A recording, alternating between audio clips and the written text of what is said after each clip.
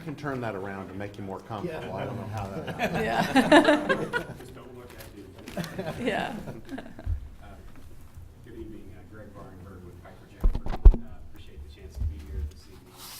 And as some of you may remember, earlier this year we completed a refinancing of a portion of the 2005 bonds, and we intentionally kept that issue less than $10 million. And when we do so, we can designate the issue as bank qualified, which when we're selling the bonds helps us obtain an interest rate that's about 0.3%–0.4% lower than if we can't designate the issue as bank qualified.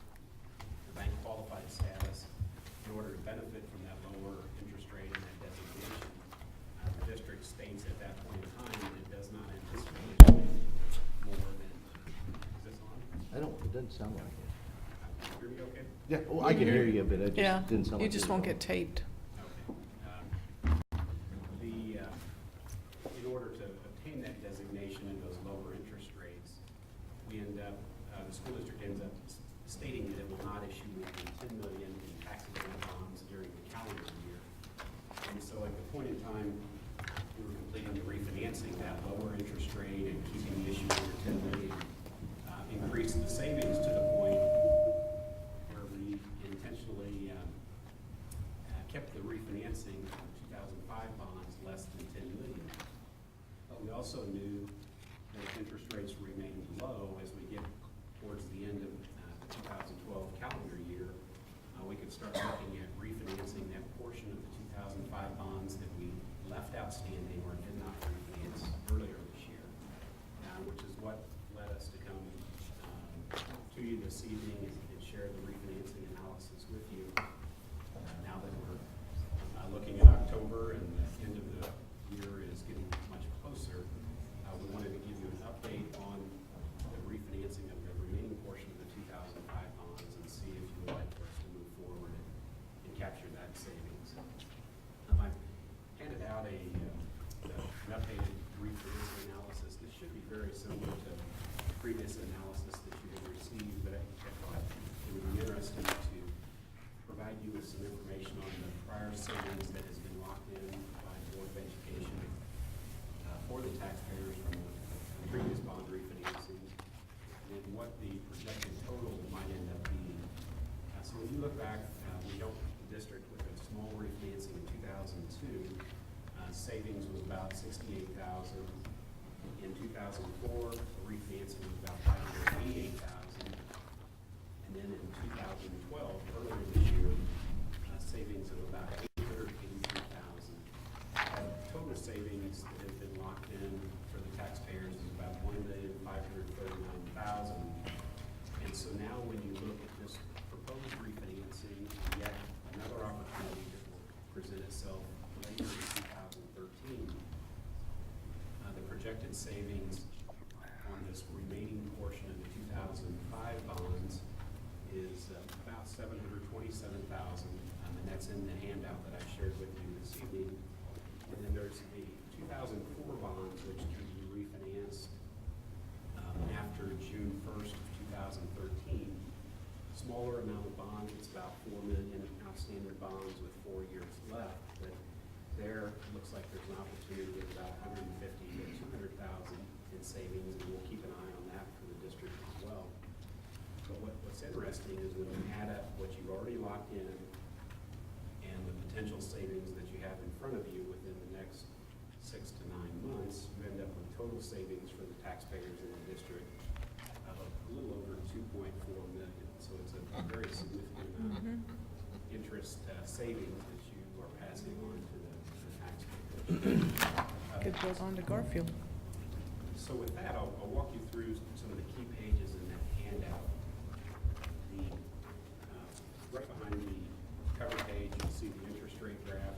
You might be interested in seeing where interest rates are at currently.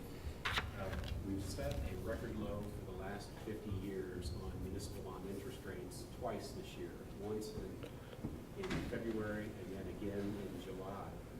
And so it's, I'm sure, no surprise to all of you that we're in a very low interest rate environment. It's continued at very low interest rates throughout this year. Hopefully will continue as we're considering this refinancing. Behind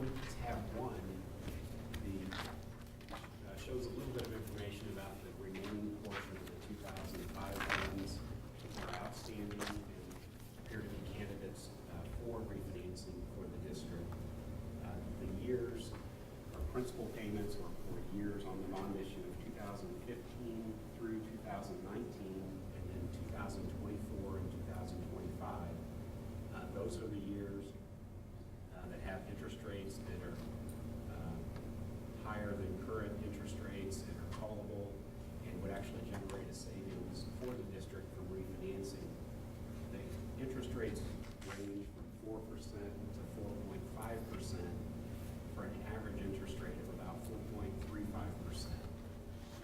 Again, you'll notice that the final payment on those bonds is in 2025. So if you'll turn to tab 2, section titled Refinancing Analysis, this shows the estimated savings for the district and then our calculations of the interest rate and the interest expense associated with the new refunding bond issue or the refinancing. Here, what you'll quickly notice is in the savings column, the total savings to the district is about $727,721.25. And that's after all costs associated with the refinancing. It's the net amount the district would save from the refinancing. And there's one item that I did want to point out is that we're also looking at an updated mill levy projection for your bond and interest fund. We want to see if there are any years where there might be pressure on the mill levy, because if we can foresee a problem now on the mill levy, we might want to push more of the savings into one of the earlier years. So you might have less savings because we might push some of that savings up front. In other words, try to drive more of the savings in the first 3 or 4 years if there's any pressure on the mill levy, or it might be in some of the latter years. But we're simply showing here uniform savings in those years where we're refinancing bonds from that 2005 issue. What's interesting to note is when you compare the interest rate on the bonds being refinanced with about 4.35%, the estimated interest rate on the new bonds would be about 2.48%. So, almost a 2% reduction in the interest rate, and again, we're keeping the final principal payment or maturity on the refinancing in 2025. So we're not extending your debt or dramatically shortening your debt. We're just simply capturing the savings from the lower interest rate. The following pages behind tab 2 give you some of the detail of our calculations. We have a rough estimate of the financing cost in there, and the interest rates are shown on the bond and debt service schedule. These would be similar costs to what were included in the refinancing earlier this year. And interest rates would be driven by interest rates at the time we sell bonds. But our estimates should be fairly accurate given where interest rates are today and cost we expect on the refinancing. The last tab in that handout is a calendar of events. And that, again, since we declared the refinancing earlier this year as a bank qualified issue, when the district stated that it would not issue more than $10 million in bonds this calendar year, the earliest that we can complete the closing of this refinancing would be in early January of 2013. The limitation is driven by the closing date of the bond issue. So the good news is that we could complete the sale of the bonds potentially in late November, or here we're showing early December. So the interest rates on this calendar and the savings would actually be locked in around December 10th, maybe even a couple of weeks before that if possible. And then it would just simply be taking care of the paperwork up until that closing date of January 10th, 2013. But assuming that the district is interested in moving forward with this refinancing opportunity, we would anticipate starting to work on the issue, which is the authorizing resolution which you would consider this evening, pull the bond issue together in October, and then be in a position where we're ready to sell the bonds at some time in late November, early December. We would then come back to the board with the final interest rates and final savings, and at that point in time, you would consider the bond resolution, which would lock in final results of the refinancing. I know that's a lot of information, but I wanted to walk you through where we have been on the prior refinancing and what we're looking at on this proposed refinancing. I'd be happy to answer any questions that you have. Net savings to taxpayers is an estimated 2.2 2.4. 2.4.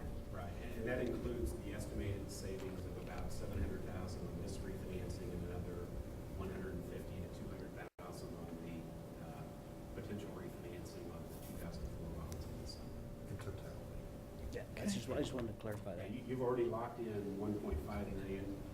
There's about 900,000 more potential savings still available to. Okay. Other questions for Greg? Okay. So, Do we need a motion on the Yes. resolution 101? yes, Do we please. need to read it, or can we say that due to the fact that we all have this electronically and it's posted up there on the screen, that we can just pass the motion of resolution number 101 as written? I would vote for that. Or I'll read it. Yeah. No, don't read it. Okay. I would just put it up. Can you pull it up, Andy? Which one? The Resolution 101. It's probably already up. Yep, there you go. All right. So are you moving, Dennis? I'll make the motion that we approve resolution 101 as presented. Second. Motion by Dennis, second by David, to approve Resolution 101. Discussion from anyone? I do think it's a conservative number when he's using 2.3% as a net present value rate. If we could get it, it'd be nice to get it. Okay. All right. Hearing no other discussion, all in favor, raise your right hand. 7-0. Thank you. Thank you, sir. We have 4.015, the music presentation. I have 4.02. I know, but after him and before Richard was supposed to be the music presentation that, so I was just making it Automatically 15 auto-indexed on mine. instead of 10. Mine auto I indexed. know. It doesn't show up, so. Press F5, you might get an updated version. Hey, there's a cricket coming towards you. They're everywhere. 4.02. F and There, did you all F5?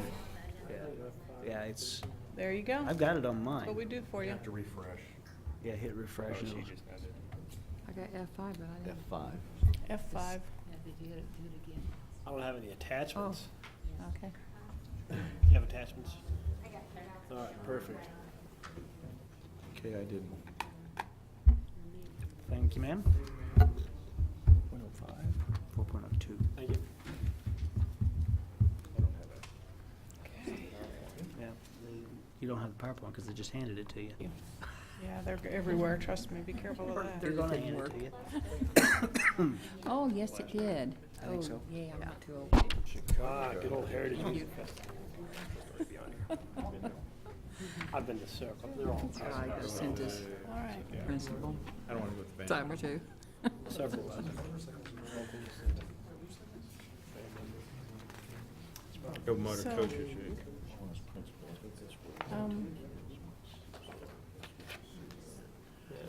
It's a pretty big event usually.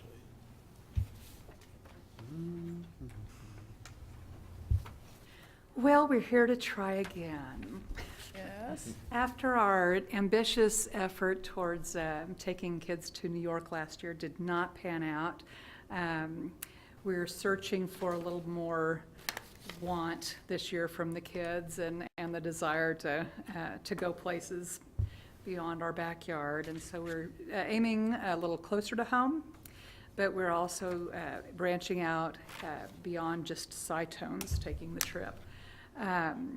This helps to bring the cost down a little bit more for all of the kids and adults that plan to go. One of my big goals when I came to Ottawa was bringing some balance back into the program and bringing some recognition to other students and other groups.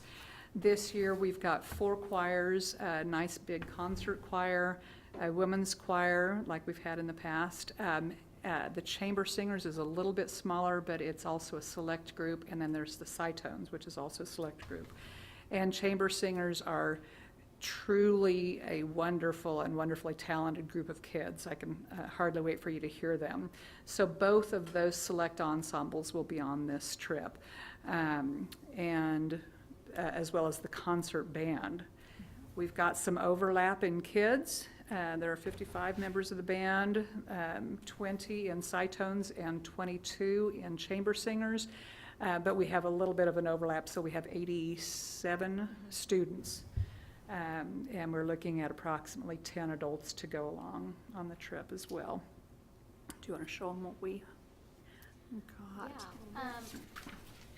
The companies that we're working with is Educational Tours Incorporated and Heritage Festivals. This is first and foremost an educational trip. There will be performance opportunities, I think more than one performance opportunity for all groups that are going. The main festival that we would perform at would be a very formal style festival where there would be judges and comments, and then the kids would get a clinic with the adjudicators afterwards. So it would very much be an educational experience.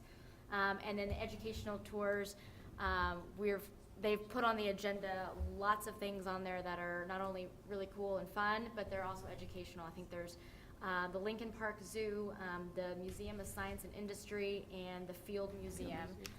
So all trips to things that do expand their minds, because we do have a lot of kids. You know, it is a music trip, and that's our. You know, we're going to perform, but there's, you know, kids have interest in all kinds of things outside of music, and so we hope that, you know, something on this trip would also appeal to them besides just the music. Trip would be March 14th through the 18th. Kids would only miss one day of school, and since the end of the quarter is not before spring break, then they wouldn't be missing any big final exams or anything that they would have at the end of the quarter. Again, up there, the three groups that would be participating would be the concert band, Cytones, and chamber choir. We went through all those. There will be an awards ceremony after the performance at Medieval Times, which is a lot of fun if you've ever been to something like that. And there's our different educational opportunities, as well as some sightseeing opportunities. There's a step-on bus tour of Chicago, the Navy Pier, the Magnificent Mile, and the Hancock Building. And what I really like about this, and Lori's done a lot of trips, and so I'm kind of looking to her for some guidance, but what I really like about this, and she really likes too, is that this is totally safe. There are security guards at the hotels in the evening. It's a private security, so kids will be safe when we're at the hotel. And we do have a tour guide the whole time that's associated with educational tours, so if anything goes wrong, they're there to handle it. So we wouldn't be kind of on our own in Chicago. We would have a representative there with us. And then I just put some pictures up here, some sights of Chicago. Ed DeBevick's is one place we are planning on. It's one of our meals that's paid for through the trip. There's the Hancock Building, the Field Museum, and Lincoln Park Zoo, the Museum of Science and Industry, and then the Magnificent Mile. That was the end there. I just had a thought and it just flew right out of there. How much is it gonna cost per kid to do this? $683. And how much of this has already been fundraised? There is about $10,000 already in the band activity account, because we have not gone on a trip in 9 years. And so there's been a pretty substantial amount of money that's already there. And I think we had agreed that since band already has that money, and we're gonna take the cost down for band kids because that money is already in place, and it was originally meant to be fundraiser money for a trip, and so we're going to use that money that way, and that'll take some of the costs down, I think, about $500 for kids. And we've got a couple thousand right now towards it. One thing that we're trying to do this time around is it's hard to get the kids inspired to see the big picture. Sometimes they feel like, well, I don't like to sell anything, and so they don't put the effort out to, to try. For our big band dance that we had earlier, right at the start of school, we had 4 kids sell sponsorships out of 20, and that's just not going to get us very far, and it puts a lot of responsibility on just those kids that do really well at it. So we came up with the idea of, for whatever fundraiser we do, okay, you need to sell either this much goods or services for this fundraiser, or you make that payment towards your trip. And if they know they've got that buy-in, that they're going, we've told them this is not a opt-in, opt-out kind of thing. We go as a group. If we did that, we might end up with a concert band that had no trumpets. Or we might go with one tenor, and it's a group thing, and it's a group effort. So hopefully that will put a little bit more responsibility back on the kids to say, Mom and Dad, and my kids that all auditioned last year signed a contract that said, we're looking at doing a trip. And I understand that if I don't raise the money, that's going to, I'm going to have to pony up the money to do that. And parents, so it was signed by the students and the parents that understand going in, before you even get in the group, understand this is what we are wanting to do. And we know times are tough. So we're trying to do different types of things that don't put a big burden, but that are either services or things that we think the community will find enjoyable. Yeah. We do have fundraising ideas, and we have some stuff in place now. That way they can provide opportunities for kids to raise money that way instead of stuff having to come out of their pockets or parents' pockets. So we are conscientious of that. It's just a matter if we can get kids to take advantage of that. Right. We do have some that just, they won't do it. But there are kids who are really, really motivated who will, go through all the fundraising stuff, and they won't have to pay anything out of pocket. And that's the idea. We're doing a golf tournament right now, and, kids are going around town, hopefully selling sponsorships, getting prizes from local businesses. And if every kid did that, then it would be a lot of money paid for a trip that wouldn't have to come out of anybody's pocket. And we've got a couple other big ones, big joint ones. Do you have fundraising targets set up? My target for the golf tournament was $4,000. I'm not sure if we're going to get there with I thought kids would, they're slowly, the sponsorships are slowly trickling in. We had about $300 come in today, which was good. They're slowly rolling in. I think once they have the big picture and they see what it's working towards, then they'll start to work really hard. I know a lot of kids went out on Friday when we didn't have school to local businesses, and they dropped off flyers and brochures, and I actually had one call me today saying that somebody had come by and they would like to go ahead and be a sponsor. So hopefully those will start rolling in. When's your golf tournament? October 13th. Nothing about it. And the company also has in place kind of safeguards that if we get down close to payment time for a payment, or the last one that we pay that's not refundable, we've gotten into it, we've already made a payment, we're ready for our second one. Once we get to that point, if the kids are just not producing, and getting, the fundraisers, handling them well and everything, then we can do a smaller trip, maybe a Branson trip, or something closer that's within the means of what we have at that time. Of course, we hate to do that, and we hate to tell the kids that that's an option, because we want them to have their eye on the prize and focused on, this is the trip we really want for you. Okay, quick question. Totally, how many kids are going, or you're hoping to will go? 87. 87 at $700, figure $700 a person. It's around 66,000. $66,000. That means that you've got to raise about $11,000 a month. Is that doable? Well, once again, it's doable if it's part fundraised and part of it comes out of the kids. I'm gonna be real blunt. I don't have that much money in my pocket to Right. cough up the difference. And I've got two involved. I have reservations. I think your time frame is too close. Not a problem. Don't have a problem with the trip. I think your fundraising timetable is too close for what you're asking for.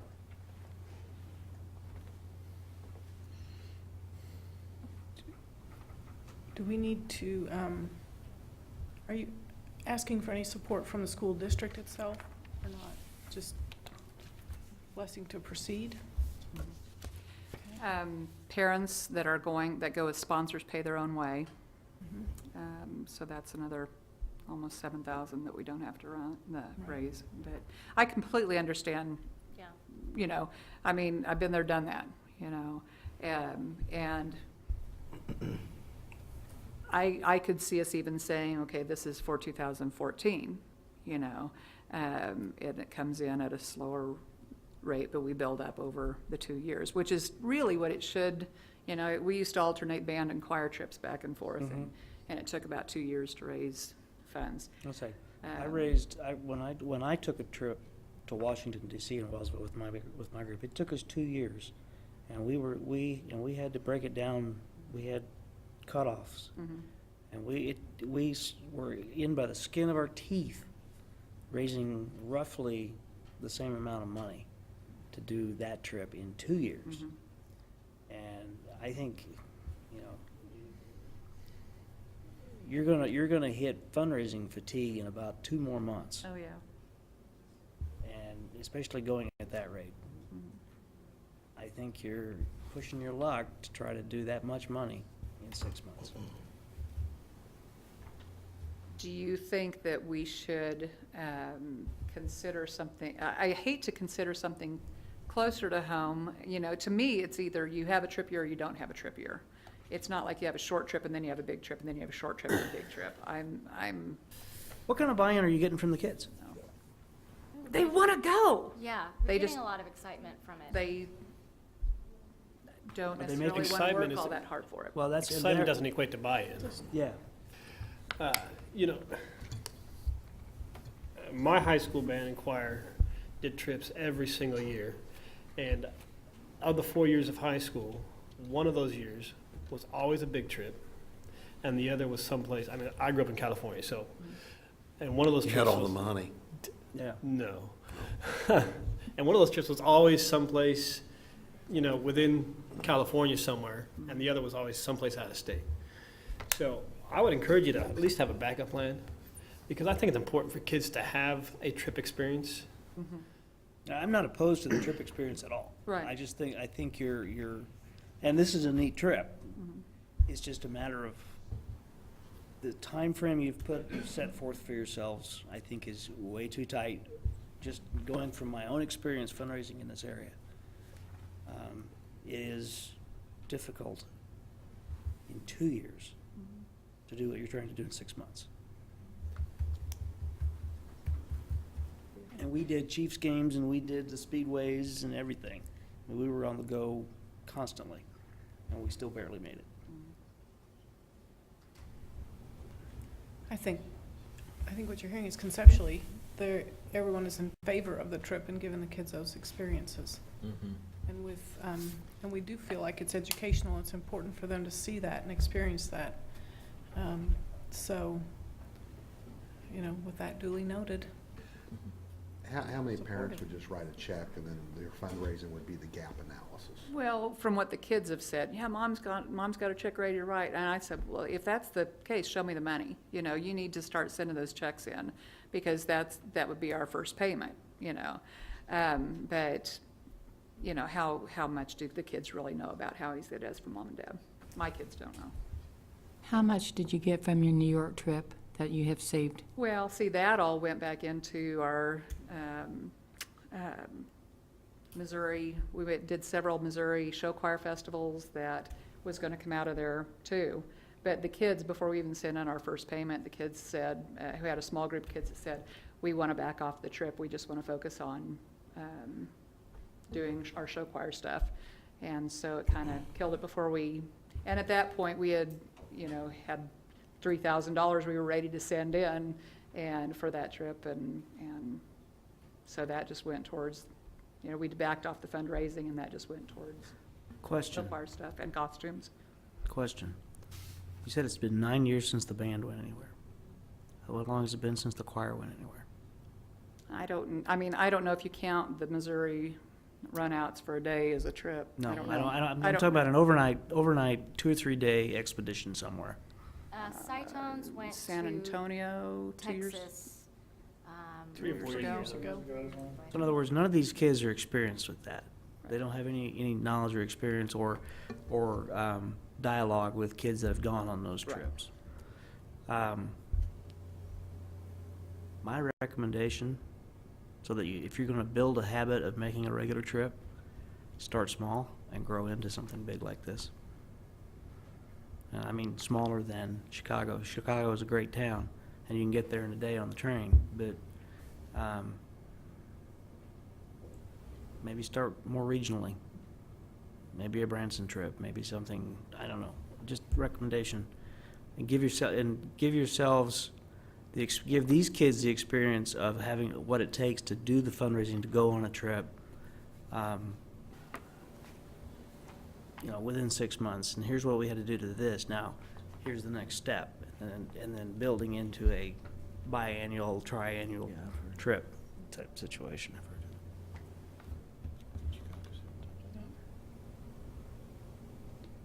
Right. Other questions, concerns? I don't know. We are supportive of them having that trip, and it is tough with all the activities that all the kids are involved in and things. I know it's tough to build in that, but we're glad you're hanging in there and wanting to do it. We'll continue to do that. Yes. Thank you very much. Thank you.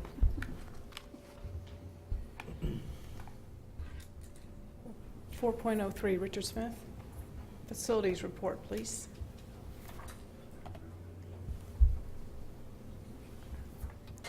My nose is itching.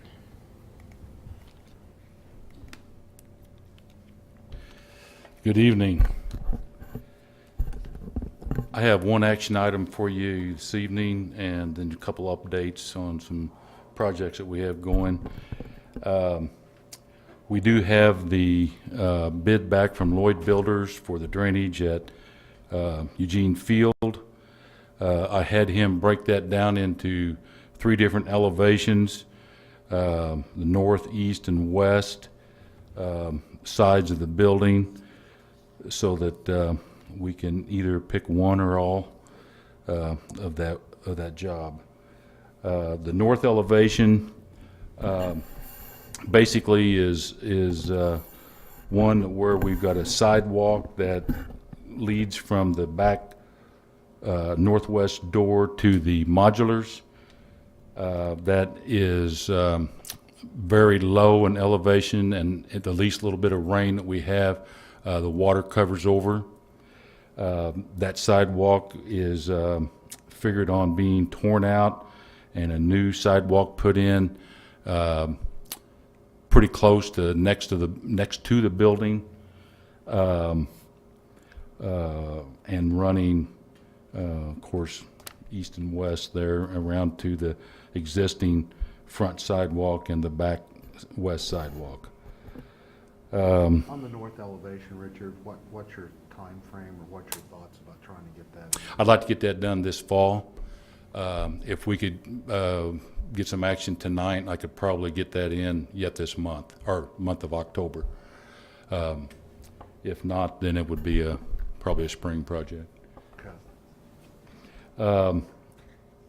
Let's see. On the east elevation, the front of the school, there's pretty minimal amount of work to be done there. Just a little bit of, I want the sidewalks cut out, the drains that are now underground that are plugged up, brought up to the top, the sidewalks cut out, and where the water can drain through. This is what Bartlett and West Engineering had recommended as well. And then on the west side, Bartlett and West figured a drainage pipe all the way across the playground and up to the sidewalk where the entrance is. It goes into the custodial closet there about middle of the building. So we'd have a drainage pipe there catching that water that accumulates in that area and running, and then run that water straight south. So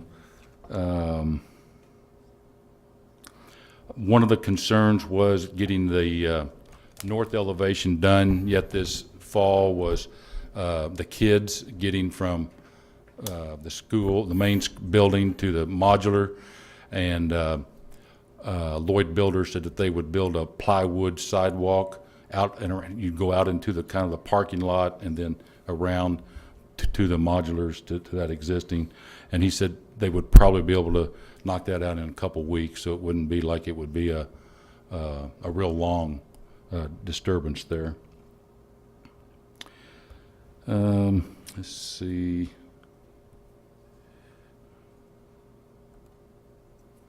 That's about it on the action item for the drainage at Eugene Field. Other action or other updates that I just want to bring you up to date a little bit on is also at Eugene Field. The fire alarm system is real close to being complete. We still have tomorrow a hookup for the drop doors that close automatically. All the other pull stations, everything else has been installed. Ductwork detectors are installed, and we have scheduled a inspection from the city. We've also decided to include the state this time, just so that both entities would be involved. The dampers on the ventilation system have been installed now. That's where I just came from. Brandon, along with an independent company, is testing that air to find out what the airflow is coming into each one of those rooms now. And we should have that report back in just a few days of what that flow is. Definitely has increased now that they put the new dampers in. The gym ventilation and air conditioning is still on schedule. The system is being hooked up, the piping and stuff at this point, and hopefully by the end of this week, or maybe even Wednesday, if it depends on the rain and stuff outside, but hopefully we'll have air and ventilation going into the gym yet this week. And Roof, OHS roof. Anything on the roof for the high school? it's as far as, You just wanted to talk, I thought you were going to talk about the roof at the high school. well, we have a leak problem in the south gym at the high school, and we've contacted some roof companies to give us bids on those, and hopefully those will be replaced or very soon. Did they schedule it? I mean, that's the one That's the one you've already approved, yeah. yeah, have they scheduled that? They probably just got the PO probably today or maybe Saturday. So, but I'll check with them and make sure that they're on schedule, and they're approximately going to repair a spot that's about 30 by 40, and it is just as you come in the south gym entrance from the hallway there. We've got a leak in there that has caused us some damage over the last few months that we thought we had it fixed several times, but it's definitely a recurring issue, so we're going to get after it this time. Is there anything that comes under insurance? Is there a reason why it got? No, there wasn't that much damage. We got a $10,000 deductible, so. Okay. But I mean, cause of the roof to leak wasn't, I mean, it old is can't be that hail, we haven't had rain, but. Yeah, no, actually on that's probably one of our best roofs in the district. It's a very good roof, and it just, for some reason, we had some splitting of the tar underneath the gravel. Not sure what caused it. It wasn't hail or anything, but, so that's what's being torn back and replaced. Okay. All righty, sir. Okay? Thank you Any very other much. questions? I have a question on, Yes, ma'am. has the leak at Eugene Field and the new guttering on the northwest corner, has that been fixed yet? You talking about the downspouts that run horizontal? No, that goes across there, right above the door, there's two leaks. big leagues. Oh, they pee on your head, don't they? Well, yeah, you Yeah. can't get in because it's pouring on your head. No, at the no, back door? they have not been fixed yet. Okay, because we had a site council meeting 2 weeks ago. Mhm. And it's new guttering. I mean, It's been there 5 years. so it has to leak for 5 years? Not that I know of.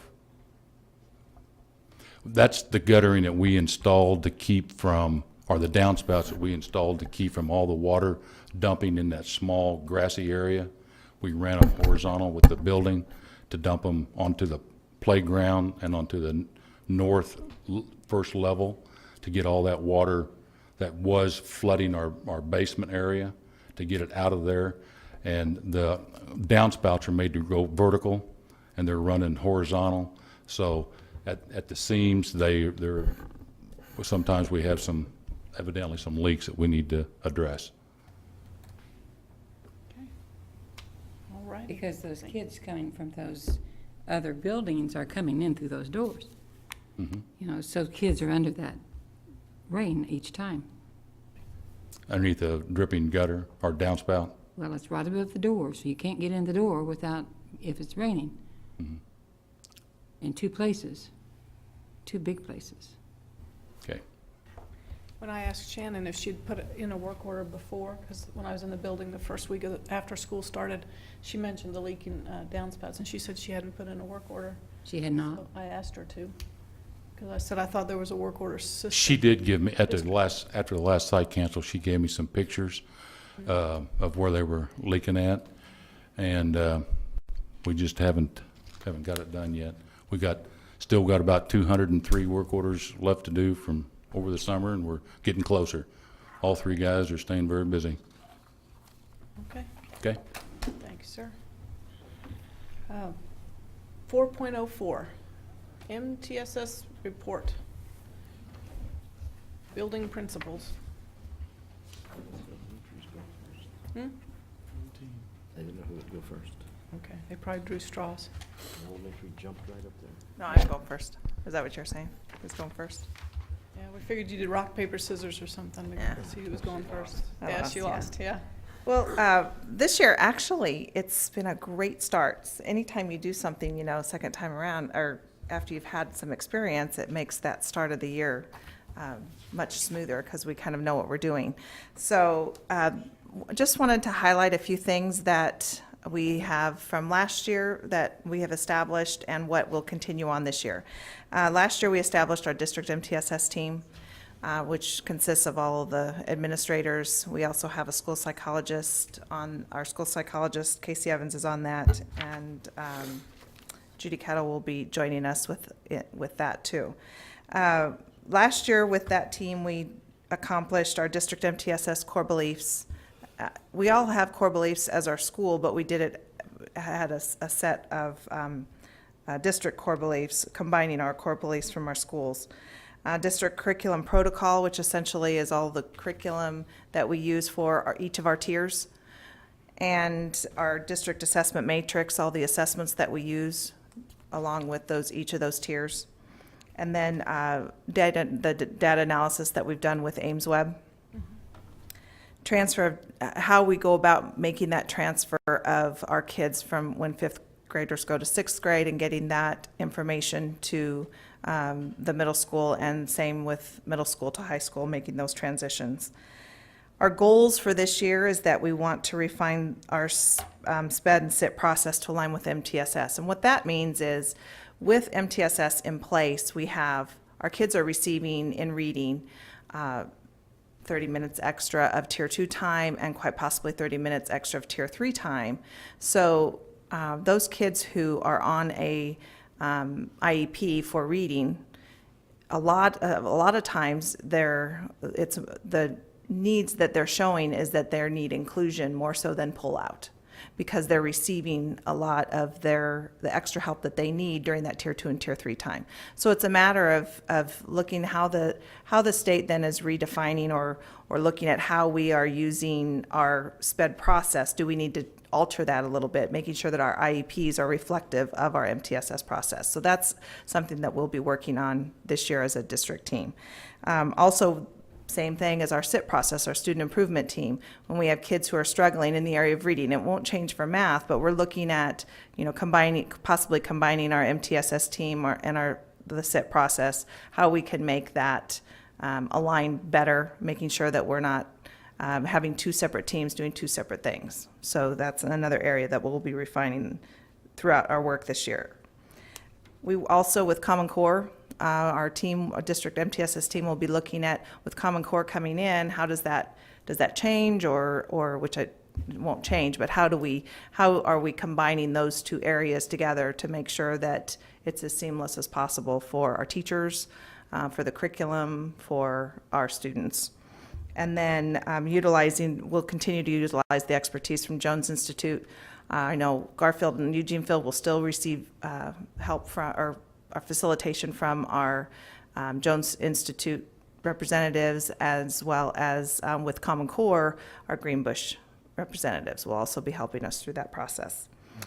With our MTSS process, the beginning of the year was much smoother. We were able to start our Tier 2 groups the second full week of school, which last year was a little slower getting started. So that means we used our information data from the spring to be able to go ahead and develop those groups, and so teachers could start right off with their kids in the Tier 2 groups. Our AIMSweb benchmarking has just completed on the 20th, and so far we're really pleased with the scores that we're seeing with the kids. This year we also have new materials for Tier 2. We have the Read Naturally, which is a computer-based program, focuses on fluency and comprehension. It's a really highly motivating program for the kids, and it's also works for us well in that you can have larger groups of kids because it's all individual, as we just have to have teacher monitors to be able to have, at times when the kids are ready to read out loud, they need that teacher to be able to listen to them read. So it really works well for both the kids and for being able to schedule teachers for those kids. We also have new materials for Tier 3, which is the RAVO and Reading Readiness.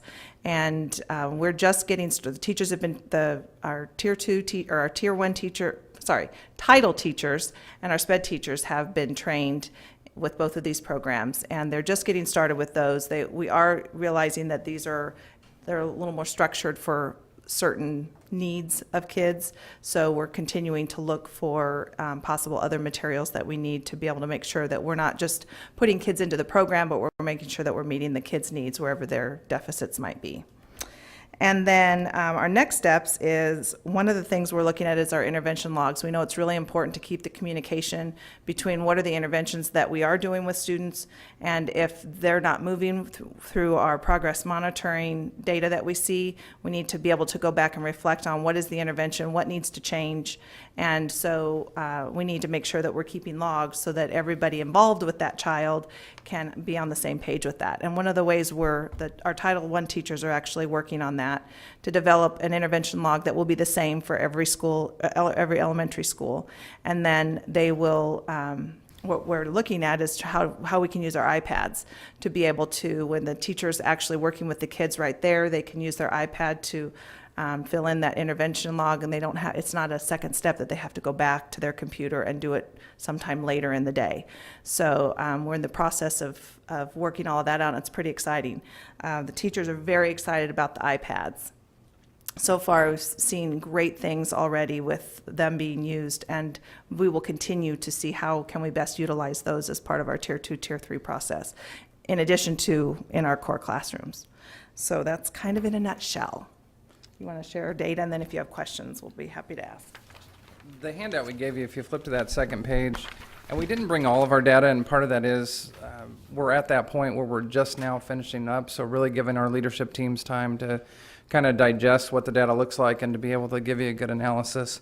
Plus, we know from an elementary standpoint, you've seen our data the last couple years, so we wanted to show just something a little bit different.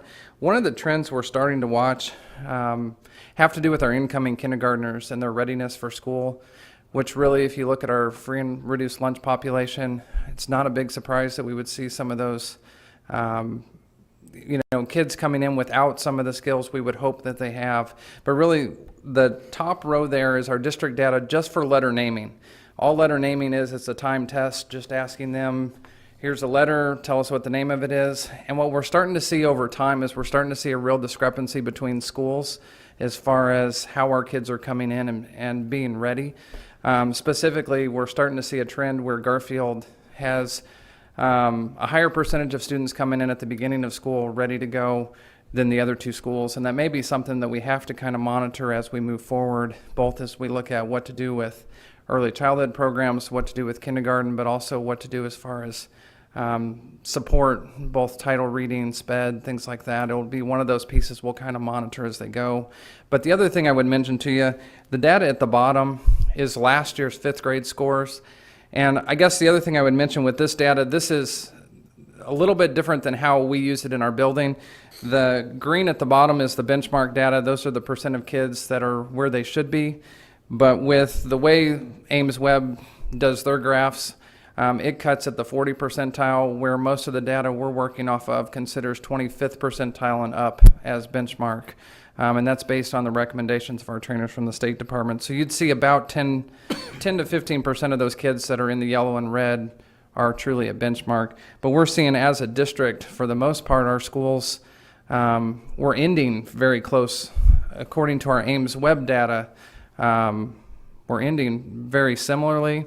We're seeing about 65% of our 5th graders right now where they should be as they're graduating from 5th grade, getting ready to go to middle school, which is good and bad. And part of it, hopefully, we'll see that trend continue. We'll see that green continue to grow. And part of our problem right now is we're trying to fix holes. If you think about it, we just made our curriculum switch. We just put this in place 3 years ago. So those 3rd, 4th, and 5th graders right now are kids who MTSS came in late enough that they already had gaps created. And so we're patching holes compared to the grade levels that have been in it from day one. And I guess I would mention that Lincoln's 2nd grade, for example, has had MTSS from the very beginning.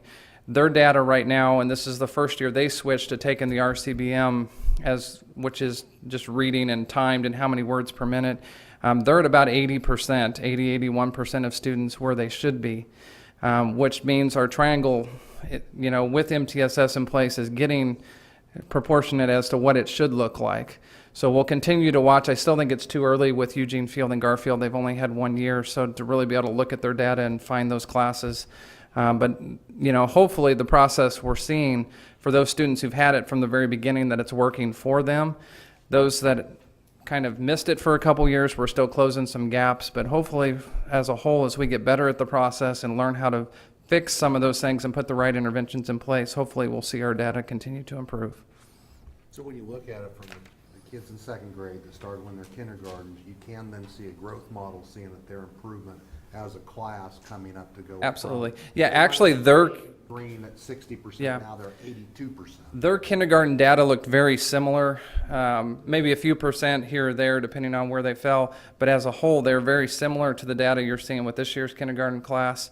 And we're seeing over time, we've adjusted our core, we've put interventions in place, we've changed drastically what we're doing with our title and SPED programs. We're seeing them continue to improve, but as a whole, the other exciting thing, and I haven't looked at the district data as much as I have Lincoln, so I can only speak to that. Our 4th and 5th graders last year were able to track their data by different subgroups.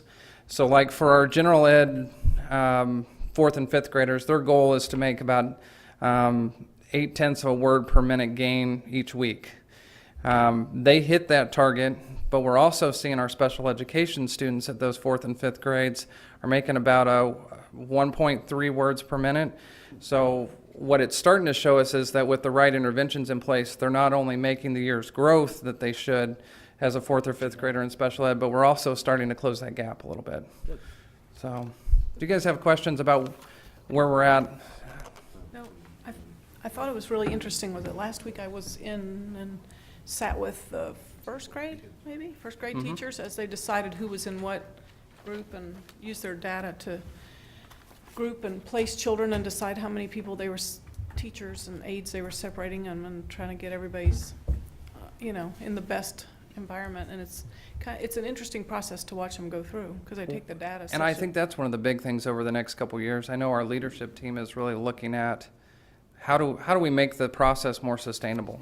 You know, how do we keep from wearing out teachers? Because there is a ton of work involved to do it the right way. And especially when you get a group like our first grade that it's a large class, but it's also a very high-need academic class, so you're trying to make sure you're getting them in the right place and you're adjusting interventions at the right time.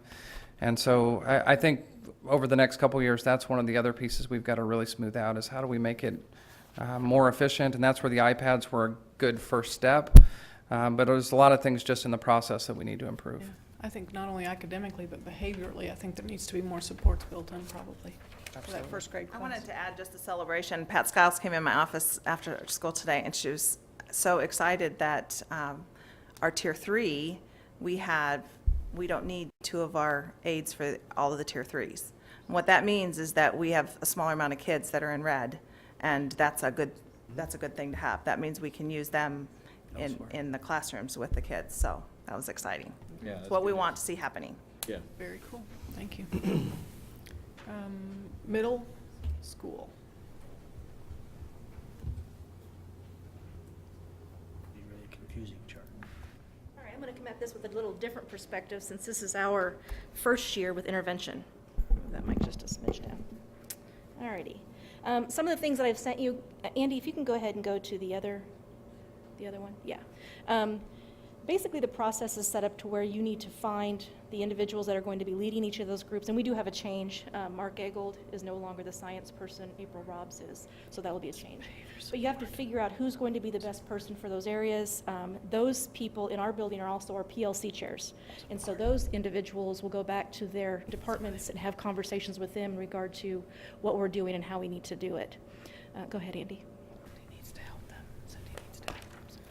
Thank you. I included, these are some of the things that Judy Rockhold, she's our Jones Institute rep that helps us through implementation. And so one of the things she wanted to see was our schedule and how we laid out time for our students to be able to have interventions or enrichment. And that's kind of how we've divided it. You have intervention or you have enrichment. And we call that crew time. And that's a half an hour every day at the same time. And every individual in our building during that time is available. So we've made everyone available either for intervention or for enrichment. And we've actually found that we don't need one interventionist due to the number of kids that aren't going to need intervention help. So we were able to put one of those teachers back into an enrichment slot. It really has worked out kind of nice, and we have a special schedule on Wednesdays that we use and put crew time at the end for our character ed, and we do character ed on Wednesdays. What's the color scheme mean? Is that Grade level. Chart. Grade levels. It's really for the teachers to kind of see, yeah. It's the same color. I'm seeing- Are they all the same color? Do you see the same color through all of them? That's a whole different conversation, right? You know, that's the way I say it, so. All right, go ahead and go to the next one, Andy. And just like Amy and Josh had mentioned, we had gone through our Common Core, or excuse me, our core beliefs, and we did that yesterday as a school, and then, last year as a school, and then we also did our vision. These things appear on our forecast every week when I send those out to the teachers, and it's something that we've all come up with and we feel very good about. So going on to the next page. Another document that Judy had wanted us to put together is how many assessments we have fall, winter, and spring for each of our grade levels. And so what I did is I put in the baby blue or robin's egg blue, anything that is MTSS, and then anything that is district, I put in that pink, which is the map, and then anything state assessment wise is in green. And then the ACT Explorer is something that we've done every year with our 8th graders in the winter. And what it is, it's really kind of exciting, is those students in 8th grade get the opportunity to take an ACT test for the first time. And then they get information back from ACT about how well they did in each of those areas and areas they may need to kind of beef up on and do better in. And go ahead and scroll down, Andy. In the areas that we look at in the curriculum that we have at the middle school, we're looking at Tier 2 for most of our students right now. That's one of the areas we wanted to focus heavily on this year. In visiting with the elementaries and kind of learning from them, they're still struggling with Tier 3 and what to put in that Tier 3 spot. And so learning that, we really want to get a strong foundation for Tier 2. So the curriculum that we are using for each of those areas, and they're broken into 4 areas: phonics, vocab, fluency, and comprehension, and basically in that order of learning. But Tier 2, we use Boost or Blitz for the phonics, and then we use rewards, the rewards program, and it focuses on multisyllabic words. Vocabulary rewards also focuses on that, and high noon vocabulary. And then for fluency, we have 6-minute solutions where students read orally, and basically they keep track of their progress. It's the same program the elementaries are using, but at a higher level. And then we also have high noon fluency. And then for comprehension, we have 6-way paragraphs. So going through that, and then this is just some of the stuff we've already done with our parents as far as getting that information out, because we were asked to kind of keep record of that, and that's just kind of a general template. So what I wanted to share is really, before you go on to this, Andy, is our process and what we've done so far. I just want to say this is exciting because we have, and I've shared this with whoever I've talked with, for so long we talk about reading, and we talk about your child needing help in reading, but not being able to say specifically your child has a hole here and they're not able to read those consonant vowel consonant words, have a problem with the short vowels. And to be able to say that now and say, you know what, we need to fill this hole, and that's really all they need in order to move on to that next pothole, if you will. And so it's kind of nice to be able to say, here are pieces we need to fill in order for your child to be better in the area of reading, which is better in all the content areas. So what we did is we went ahead, and Andy, you want to show this one right here? Thank you. Just like everyone else, we've given the Ames web and we gave the maze. And I did this in a way that I felt was easy for me to understand, but hopefully helps everyone else. And there's 2 different formats. The first thing you do is you give your fall maze, for example, and it's one assessment, which is why we have 1 circle, and it's for 3 minutes. And the students from there are selected, and I'm going to go ahead and give you some data to look at this, or to talk through. And we take this data, and then we go on to the next piece of it, and I'll talk about that in just a second. But I want to share how amazing our 6th grade students did, which totally is the fault of all the elementary schools, because it really does show that our kids in elementary have been getting those interventions they need for the last 1 or 2 years. And what it also shows is that, not that I want to share this real heavily, but our 7th and 8th graders have not had those interventions. And so it's going to be pretty obvious when you see this data how well our 6th graders did compared to our 7th and 8th graders. Now this is just on the maze, which is the comprehension portion. This is 6th grade. 7th grade is the next one. These all the same? Yes, just take one and pass it. Okay. Kind of like a little northern schools right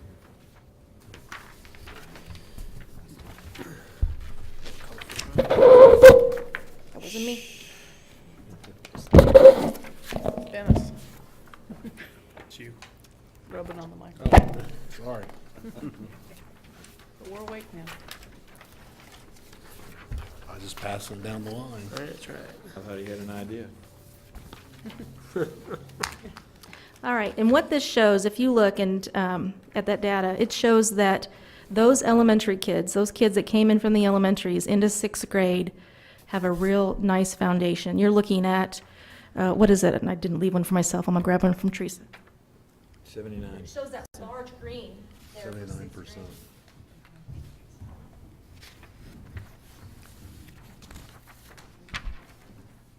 Yeah, it shows that 79% in that green. And then from there, and if you look at 6th grade, which again, kudos to elementary because that's a huge deal right there. But if you look at 7th grade, we're looking at 43% of our students that are at norm level, and then the 30 needing intervention and 27 immediate interventions. And then with 8th grade, oops, that was me, same type of thing. We have the 48% that are at the green, in the green area, and then we have the yellow and the red in a much larger area, which is not something to be and I'm not excited about it, but it really shows, in my mind, that the elementaries have done a great job, and I'm kind of excited about what we can do and what our scores will look like in the winter. So from here, what we did is we took the kids in the yellow and the red, and that's where we go to RCBMs. So that is 3 assessments, each 1 minute long, and then from there, we take those students and we make a decision on whether they need to have assistance in either phonics or vocabulary. And so we took the kids, only the yellow and the red, and we tested those students. And I'll give you that information. So when you see this information, it's going to look a little strange, but keep in mind we only tested the kids that mazed at yellow and red. So this is how they will break out when they took the RCBM.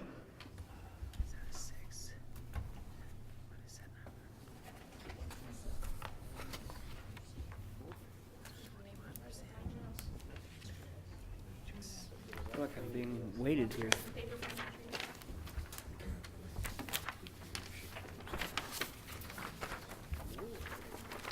Here, they're yours.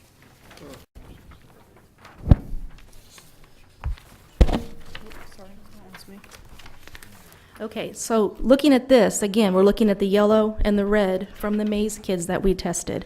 And within that, we look at students who, we call it green, but we're going to call it a scary green. The kids that kind of fall in that scary green area. And those are kids that may need a little extra assistance with comprehension. And so we actually created a space for those kids in our building with the class during that crew time. And then the yellow students and the red students, we assessed again, and we gave them the QPS, which is a phonics screener. And then from there, we decided where those kids are going to go within our phonics continuum. So, and again, our data is just kind of what it is. It's a baseline. I just wanted to share it with you, and then I'll show the changes, hopefully the great changes in the winter. But I wanted to talk to you more about the process. So in looking at the QPS, which was the next thing we did, we took those students and we took their, actually their scores, and you get a rainbow report. You take those scores and you look at it compared to their percentage that they did accurate in, as far as reading, and then how quickly they read. Now, students fall into 4 quartiles, and this is, again, I'm sharing, and I know you guys all know this, but this is exciting to the middle school because it's new. And so we talked about how the 4 quartiles, we kind of gave it the acronym FA, CFE, which is silly, but FA is those kids that are fast and accurate in quartile 1, the kids that are slow and accurate in quartile 2, the kids that are slow and inaccurate in quartile 3, and then the students that are fast and inaccurate in quartile 4.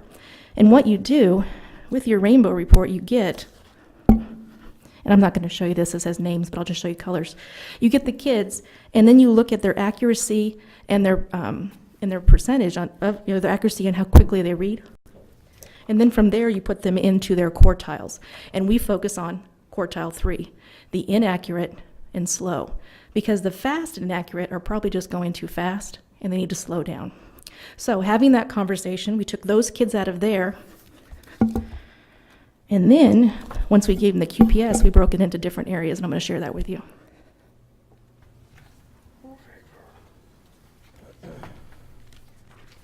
There are 13 areas that you test on a QPS in phonics, and what we came out with were these classes where our students need assistance.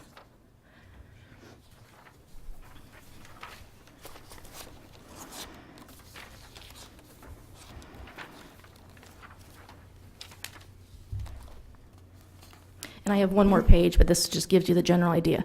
So what we did at this point is we, as a guiding coalition, sat down and said, okay, Johnny and Sydney have issues with consonant, vowel, consonant. And so we laid out those kids based on where they fell in this rainbow report and where they fell as far as accuracy and quickness reading, and we placed them into one of these things after the QPS, the Quick Phonics Screener. So these are different classes that we came up with. Using Boost, again, which is the phonics curriculum, we have, and these are the teachers that are teaching them, we have these students taking these classes, and I didn't want to share names, obviously, but we have these various classes going on. It's so enlightening to middle school to go, wow, we have kids that need help with short vowel sounds, and to have to go that far back, and we only have a few, and to be able to help them because there's so many things they're not doing well at. overall, and this explains why, and it's nice to have that specific and be able to talk and teach to that specific. So we created these, we did this on Thursday and a little bit on Friday morning.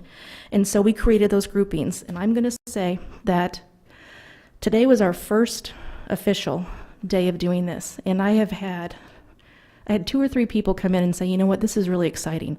I feel like I know what I'm doing. And then I've had enrichment teachers come in, and I'll talk to that in just a second. This is outside of what I normally do, but I'm so fired up about this. This is something fun and exciting. And oh, by the way, I'm bringing in English language arts into my enrichment class because I want to talk about this topic in this way as far as plot and climax and falling action. And I'll speak to that in just a second. So if you could, Andy, go on to that last page. I gave a few examples of some of the enrichment. Now, these are the classes that the other teachers that are not, I'm not going to say they don't get the whole ELA thing, but they're not as skilled as our English language arts teachers, our teachers that came from the elementary level that have background in reading. These are our teachers in the other content areas. So they sat down with Austin before school started, and they talked about, okay, what could we be doing to enrich rather than it being a kind of a sit and get some homework done, which is nice, and that, don't get me wrong, that's definitely beneficial, but they wanted it to be a little more. And so they actually talked about different classes. And so what I gave you there is, if you can scroll down, Andy, is those enrichment teachers came up with our rotation. They actually said, okay, we're going to break into 4 different groups, 4 different teachers. We'll rotate every 3 weeks, and we'll rotate those kids through, kind of like we used to do with teaming. Totally done by them. This was not done by anyone else. This was a teacher created. And then after that, they sat down and said, okay, these are some of the things that I want to do. The one that came in today just floored me. He is doing a video, a director history on Steven Spielberg, starting with his early works and then moving up through his more recent movies and showing clips. And what they're doing is he took information from Mrs. Cruz on the plot and falling action, rising action, all of that, and he got that document from her and has that posted in his classroom. And he's like, this is so exciting. I've never done anything like this. I'm so excited to be able to create, to look at and connect video with what we read. And this was Pat Slaughterback. And I just thought, holy cow, because he's so driven with art and doing his one thing. And he goes, I've never done this before, and I'm so excited about what I can do with these kids. That's exciting. We have drum circles with Mr. Paquette. We have a science teacher that's doing a CSI, which is some forensics work. She had some lab stuff brought in and has curriculum for that. Mrs. Van Orden's going to do cupcake wars with her kids. So they're actually going to make cupcakes and just do the whole cupcake war thing. Mr. Grossiter's class, they're going to make toys, and they're going to give them to ECAN to give those to families or raise money to give to ECAN. So there's some really cool ideas coming out of the enrichment time as well. So I can't tell you, this is pretty exciting for the middle school. It's very scary, don't get me wrong, we're pretty nervous about it, but learning from the elementary, from their hiccups, it's been great. And don't get me wrong, we're gonna have a million of them, but I'm excited about where we are and where we're going. Any questions? Thank you, ma'am. Sounds good. We're doing drum circles now. We'll finish up with OHS. All right, good evening. We have once again started with MTSS process, and we might be one of about 10 schools in the state of Kansas that are doing it appropriately. So just to kind of give you some insight as to what some other schools are doing and why I think we're doing it right, we went to MTSS Symposium in Wichita 2 weeks ago, I think it was. There was a school there presenting, Wichita East High School, and their MTSS program is different than ours for sure. But what they have done is they've created a core, a tier 2, and a tier 3, just like everybody. Look at that thing rolling there. That's scary. So they have core, tier 2, and tier 3. Their tier 2 intervention is an hour long. Their tier 3 intervention is 2 hours long. So just kind of bear with me here for a minute. So what they're doing with kids are they have, if they have both reading and math issues, which at the high school level, if you have one, a lot of the times you have the other. That's just kind of the way that it works. So they start their day with 1 hour of core reading, and if they're a Tier 3 kid, they spend the next 2 hours in Tier 3 intervention with reading. Then they go to math, their core math class, whatever it happens to be, and if they're in Tier 3, then they spend the next 2 hours after that. So they spend 6 hours a day in nothing but reading and math. And so to be honest with you, I got irritated with listening to them. I got up and left because I don't think that's the right thing to do to kids. But if you think about where that puts kids, if 6 hours a day of nothing but reading and math, especially in an area that you struggle with, why would kids want to come to school? It certainly doesn't help. We're going to wind up with dropouts, especially in our community. I think I know our community well enough that if we did that to our kids, we would have kids exiting left and right. So ultimately what we've done, and I think that you guys are aware of this, but we set up a 28-minute tier time every day with the exception of Wednesday on early release. And my thought there was that we're already taking time out of core classes anyways, and core at this point is the most important thing to us. Our core is really good right now. If you think about what we've done on state assessments, we had 82% of our math kids meet standards on state assessments without a single intervention. That is nothing but core instruction. We didn't pull kids out to prepare for state assessments. We didn't do any of those things. It is pure and simple. 82% of our kids met standards on math assessments on nothing but core instruction. 93% of our English kids met reading standards on nothing but core instruction. So right now our core instruction is doing pretty well. To be able to say that trickles down, we now have data to prove it. We map tested our 8th grader, our freshmen, on the very first day of school. And we caught a lot of flack about testing kids on the first day of school. Everybody said, oh, this is horrible. This is a horrible idea. But I will tell you this, 78% of our kids are at the 9th grade reading level at the winter benchmark, not the fall benchmark, as we tested our kids as they came in. We have some kids that are on track doing the things that we're supposed to be doing and are well prepared to have some success at Ottawa High School. So as we do our MTSS groups, you kind of get an understanding as everybody has talked about what we've done. We have the same things. We currently have 37 kids in our MTSS program out of what we initially started with as 173 kids. So once again, that's about 78% of our kids are on grade level or above, and we have about 22% of them that are in any level of intervention. A number of those kids, if we actually followed the state benchmarks, would not be in a tiered group. And that would be about 9 or 10 more kids would meet that benchmark level that would only need some skills within the core instructional setting. Where we were at with it is, okay, we could do this to our kids, but we've already noted that they have some sort of deficiency in their skills. We have some sort of gap. So why don't we learn right along with them, fix them, if that's the way that you want to put it, and we can all learn together. So instead of moving them back into a core class, we kept those kids out as we will learn right along with them, hopefully fill those skill deficiencies that they have and make sure that we don't have to go through this process again next year as we continue with MTSS. So all of our kids that we kept, even those ones that have benchmarked actually above their line if they didn't do well on the RCBM or the maze, at least to actually be above their grade level. We've kept them in there so that we can make sure that we fill some gaps for them. So as far as our group 1 kids who are fast and accurate but have some issues with comprehension and vocabulary, we only have 9 kids, and those are the kids that are right on the verge of getting out of the program. And so hopefully we will move them forward very quickly. We have 11 kids in group 2 which are accurate and slow, so they have some fluency issues, which is not very many. They're all green or yellow, which means that they're on the cusp of moving forward. We have no kids in a red group there. And then in our group 3 group, which is inaccurate and slow, we have 10 kids, most of them in the yellow range, 1 green and 1 red. So those are the kids that we're going to hit hard with phonics. The beauty of this is, like I said, we have 37 kids. We have 17 adults that have volunteered to be a part of this program. So we're talking nearly a 1-to-2 ratio. We're going to hit some kids hard with some interventions. We had the opportunity to take some of our adults out and say, you know what, we can put you in other areas. But as we move forward with this, we need to learn as much as they do.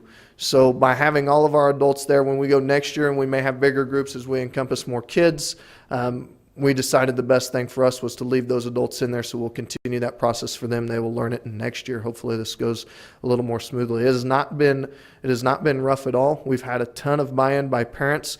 I have emailed every parent every step along the way.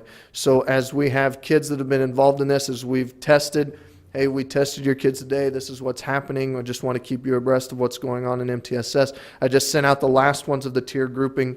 So like for the group 3 kids, I sent something out that basically said, in comparison to your student's peer group, you're slightly less accurate and a little slower than your same age peers, which means that we're going to do these things, and spelled it out for them and sent it back. And we've had a ton of quality feedback from them. The other piece, in the MTSS process, had a huge impact on our school away from MTSS. And the time that we have added, that 28 minutes, that we utilize as a study hall time for our kids. So here's some data to help you understand how big of an impact it has had. Last year at this time, as we've done our eligibility policy, and if you have 2 Fs, you're on the ineligibility list, and we go around and talk to kids. Last year at this time, we had about 140 kids that were failing 2 or more classes. This year, we just did eligibility. Here in the 6th week of school, we had 62 kids. It's less than half of where we were at last year. We have done a couple of things. One, we added this time for kids. We took away all travel, all reason for kids to be disengaged during this time. They can't go anywhere. It's your time. It's 30 minutes to study. That's what you're expected to do. The other thing that we've added is a lot of parent contacts. We've involved the parents in what we're doing in our school. We've let them know where their kids are at, how they can help them, so on and so forth. And we've seen huge improvements not only in where we're at with our grades, but student and parent support.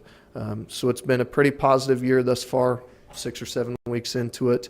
The MTSS process is going very well. I think where we're at a high school is that we will continue to come online 1 grade at a time for the next few years. What we're really scared about is one, moving ahead too fast. There are not a lot of high schools that are doing this.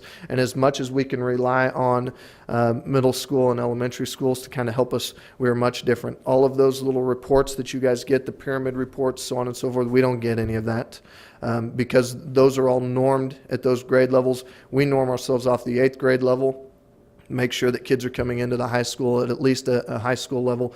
Because that those are at an 8th grade level, they don't norm them to the high school. So we have to figure all that stuff out ourselves. So we can't provide those types of reports and things for you. But it is working. It is doing very well. But like I said, next year we'll go 9 and 10. Another issue that we're all a little scared of is the 28 minutes that we put in is working very well for what we have right now. But as we move forward to the next step, when we look at how we're going to implement math and how we, I don't know where the high school will be at with behavior in the future. We don't have a huge behavior problem now. But when we look at math and how we take that time away from our kids and how we implement it in our school, just to throw an idea out there, one idea that came out was to continue to have 2 30-minute sessions. And instead of having a 7-period day, have a 6-period day where we're still not pulling kids out of classes. That doesn't seem like a great idea to me, as our graduation expectation is 24 periods. If we only have 6 periods in a day, then you better not fail any classes. That's not a great idea, but as we've brainstormed how we could do this, that was just one idea that came up, and you kind of begin to understand the difficulties in trying to implement a second piece of MTSS. But those things will happen for us in the future, and we will get there. Does anybody have any questions for the high school? I've got one. If they've got the kids in reading and math for 6 hours, Yeah. 6 periods Yeah. a day, how do they ever graduate? That's a good question. I mean, What they had to do is they had to give credit. They had to change graduation expectations for those kids, and they had to give elective credit for those 2 periods. It's the only way I can think of that they would make it work. Man, they were proud of their program. I would not do that to our kids. That just seems like an awful idea to me, at least within this community. In Wichita, maybe that's the right thing to do. I don't know necessarily what their kids needed or where they were at, but it is certainly not the right thing to do here in Ottawa, and I think the way that we have it set up is probably the best way to go about it at this point. On your 6-period idea, is one way could you do that if you teach kids some life skill sets to maybe take an online course with a virtual school. That would outside be- the normal area to kind of give them a whole. That would be another way to go about it, to say, hey, look, you have to do this, but you could also access our virtual programs to do some of these things. I would rather not do that. I like the structure of our building. It's going to be difficult to find a way to make that happen without taking away. It wouldn't be difficult if we ever got it to the point where we accepted taking away an elective credit for them. I haven't got to the point where I've accepted that yet. Electives are the reasons, for the most part, that our kids continue to come to school and to have some enjoyment about coming to school. If we did nothing but core classes, I like school, and I wouldn't enjoy going and sitting in math and science and social studies and English for 7 hours a day. That just wouldn't be for me. I mean, your electives are the pieces that get you away from that for a little bit and allow you to have some fun and do some social interaction and so on and so forth. So And I'm not. explore the future. And it's for the future. What they might like. It's, I'm very proud of our career and tech ed programs. They certainly provide a skill set for people to move on past high school and have skills to be I successful. think it's tough. Their brains aren't necessarily developed enough to be self-driven, and if we expect that of everyone, not everyone will It's true. be able to fit in that. So. All right. Any other questions? I was just gonna make a comment, when you look at the trend, with Lincoln having it a year longer than anyone else, MTSS, and then the middle school and what they see from the kids that have had that for the past 2 years or year, your job's gonna keep getting easier as those kids go through our system. I know we'll always have challenges and there'll always be needs, but the numbers shouldn't be as high as what we start with. Right. We know that one of the reasons that our graduation rate has been what it has been, and once again, it's improved drastically this year, but I mean, one of the reasons that kids struggle to read. And where we get to the point where we expect them to read for comprehension, and part of that learning is done on their own. You need to go home and you need to read this, you need to be prepared to come back and discuss tomorrow, whatever it happens to be. Those kids struggle with that, and a lot of times they get to the point where I'm not going to do it because it's hard for me to do it, and then we wind up with a bunch of zeros, and then we wind up with failing classes, and then we wind up with, it's a lot easier for me to quit than it is to dig out of this hole. We know that if we can at least fill the need for our kids, the reading need, then decisions are based upon whether or not they want to do something, whether then they can do it. So I think that in the future, it obviously looks very bright for us. It'll be interesting to measure where we're at now with this freshman group in comparison to where we're at with our seniors, and see if what effect this has on them as they graduate in 4 years. It'll be interesting to see. Absolutely. Thank you very much. Okay, Friday, red and white, everybody wear it. That's right.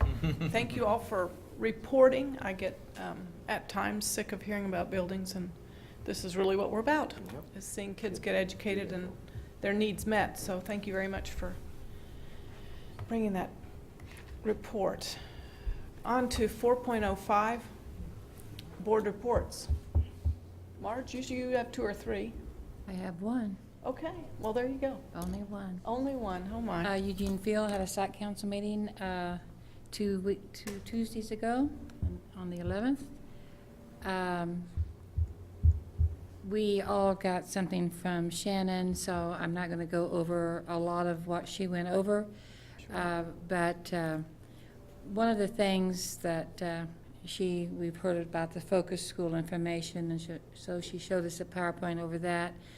And one of the things that they were talking about, which I was very glad to hear them talking about it, is with all the stuff that's happening in the other parts of the United States, evacuation system, something that happens that they need to evacuate, whether it be storm-wise or whatever-wise.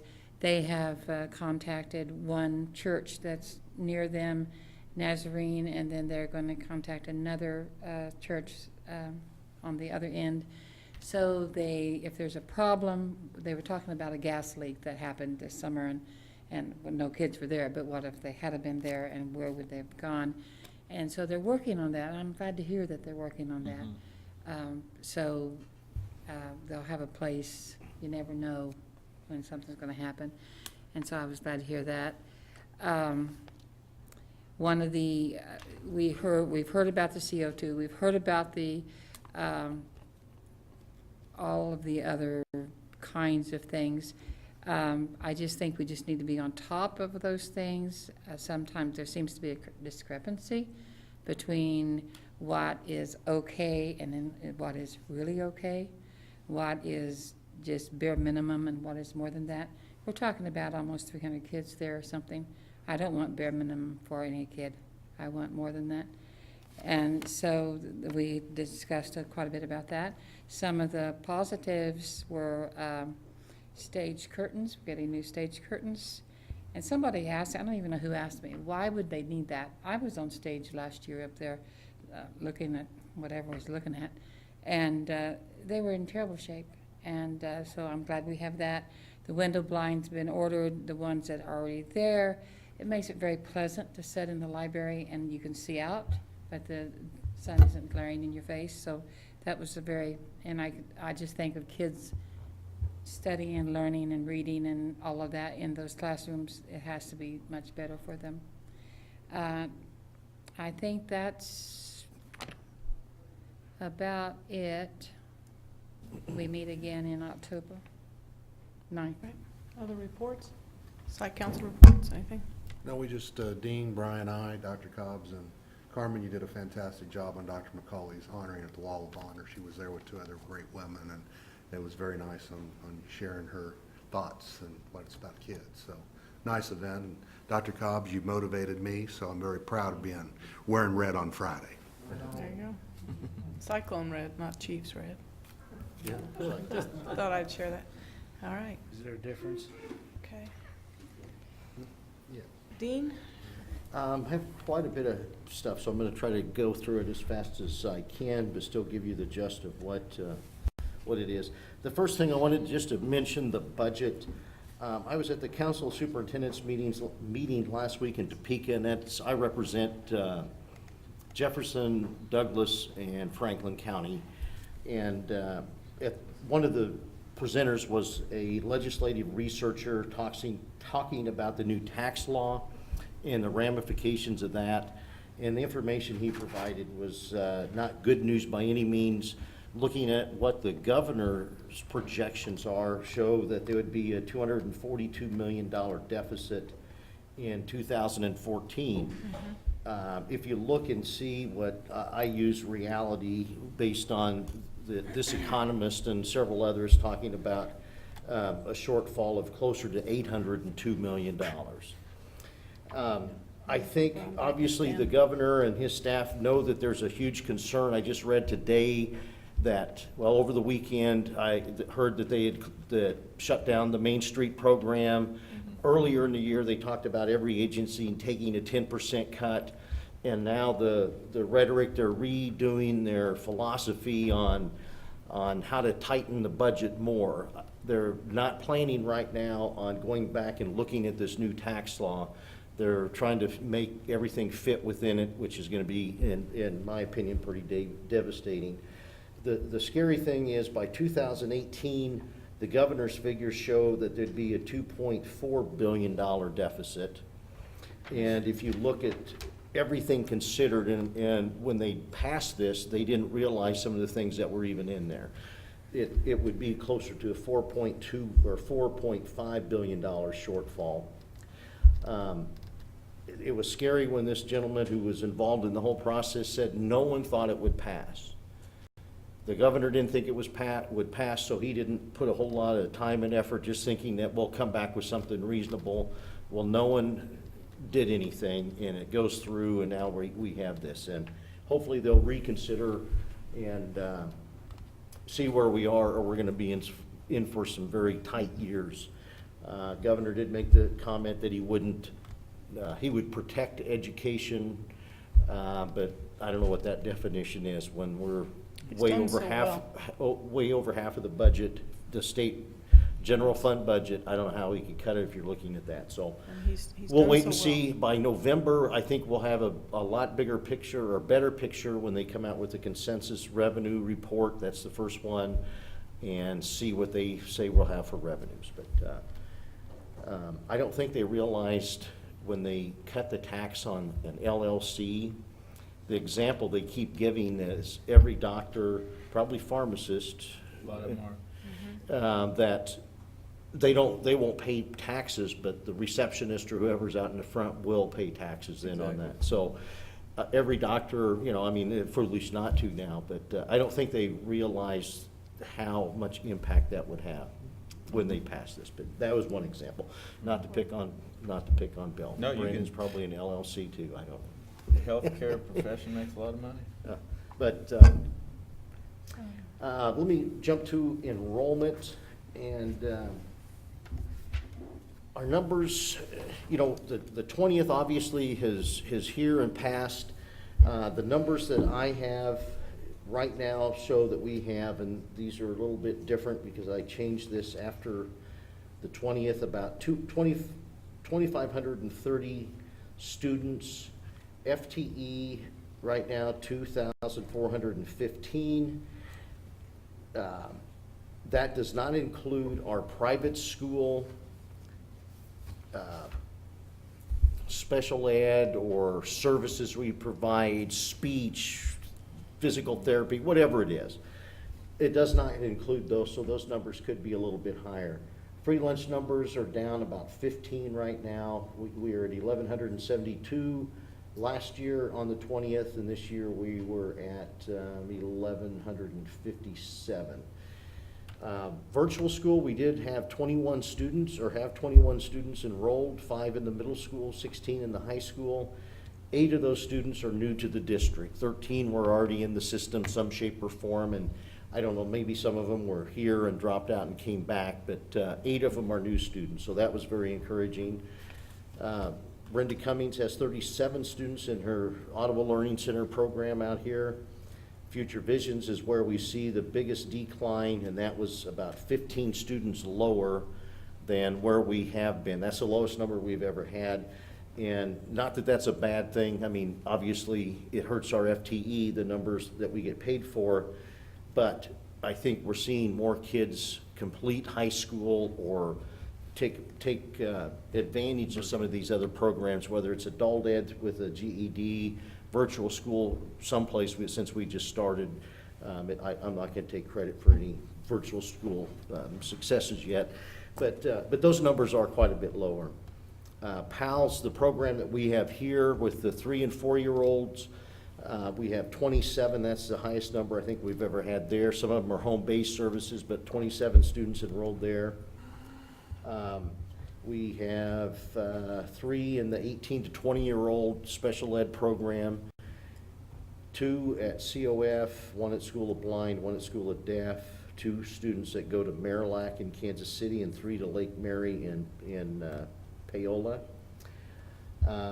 So off the FTE numbers I gave you, we could probably see about 7 added to that when you figure all of the part-time students that we'll get credit for eventually. This report has to be submitted by, I believe it's October 10th. Is that right, Teresa? I think it's the 10th. And as soon as we get all that data in, the state kind of, well, they do a cross-reference and they'll check to see if we're claiming a student in some other district, because I know we have students that were not in attendance on the 20th here and we're in a different school. So there, you know, the numbers will change, they always do, but overall, I think pretty close as far as where we projected. It will probably be a little bit under where we projected, but until all the weightings come in, I don't know. I assume we'll be up a little bit on vocational. We didn't plan for that, but hopefully we'll see some increases in some of those weightings. So that's the enrollment report. The next thing I want to talk about is the focus school with Eugene Field, and then what's coming up next Monday and Tuesday is when this is when the board members, one of those 2 days, they would like to, KLN would like to interview board members. Is there, if you can't make it, it's not the end of the world by any means. They'd like to get as many of you as they could. We just penciled in 2:45 to 4, but I can put you down anytime if you tell me when you could meet, and I'll see if I can get one of them to do your interview. More than one of you, up to 3 could be there at the same time, if the times work out, no more than 3. Is that on Monday or Tuesday? Either day, Monday or Tuesday. Monday, I can't, 2:45. Okay, March, Monday, 2:45, okay? Anybody else know? Or is there anybody that won't be able to make it? Dennis, I think you said you're. I could do it by phone, but I can't with And I my don't know if they'll schedule. do, I'll just put down phone, and if they want, we will try to make contact. I'd be glad to participate, anything by phone in the afternoon, it's just I've got, Okay, I could do something in the evening or at 5:30, 6 o'clock. you know, Probably. Monday afternoon would be fine. oh, March, did you say Monday? Yes. I didn't write that down. Close to And then- 4 as possible. Don't have to take off too much time work. How about, I mean, is 3:30, I think it'll take, it'll probably be done half hour, 3:30 work? Yep. On Monday? Yeah, it's fine. Okay. Susan, do you have any idea yet? Tuesday's probably better for me. And what time? Let's do 2:45 is fine. Brandon, any idea yet? Tuesday, late afternoon, like, I mean, can I do later than 4? I think we end up, no, I mean, they leave at 4, but if you can't, they'll understand. But I might be here between 4 and 5. It's hard I'll to- see, Okay. if you do it Monday, that might work. Monday? Yeah. Yeah, I could probably do that. Where is it? I think if you, it's gonna be here in this office. I will check, Brandon, and if you can't, you can't. I mean, but I imagine they'll work that out. And let's see, Bill, any idea? 3:30 probably, I'd probably tie in with him. Monday? Yeah. Monday, yeah. If we can do Okay. more than one. And David, any idea? I can tell you as soon as we're done here, I gotta run out in my car Okay. and get the calendar. Okay. And then have you guys taken the survey yet? Has anybody attempted Did they- that? I did. I don't know that I got it. Did they send it to our Is that email? my school board meeting? In this? I didn't It's get it. in the school mail, U-290 mail. Who would it come from? Shannon, I believe. would have Yeah, sent it. under, I Got don't something, know, but I I'm found trying, it. I haven't done it yet, but I think I've got it. I didn't get it. I just Check, checked. make sure I have I've it. got Okay. it. I didn't have time to pull anything Okay, up. Brian, no. Dennis, you didn't think you did? I haven't yet, I will If there's tomorrow. a link, I got, Did you get it, Susan? I haven't had time to look But you today. did get it? I don't know. I haven't had time to look. I wasn't, It was sent last week there. Bill, did you get it? I didn't see it, but maybe I missed it. Myself. okay. Well, that's disappointing.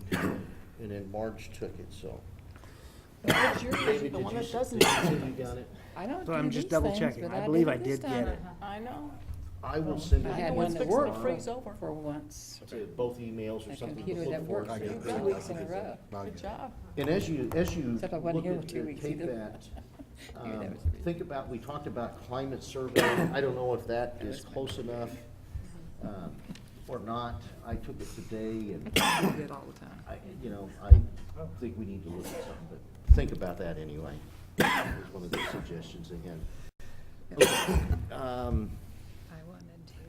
The next thing, celebration here, is Standard of Excellence Awards for last year, and I will just read them off very quick. I was really pleased again. Teachers, students did a great job of working on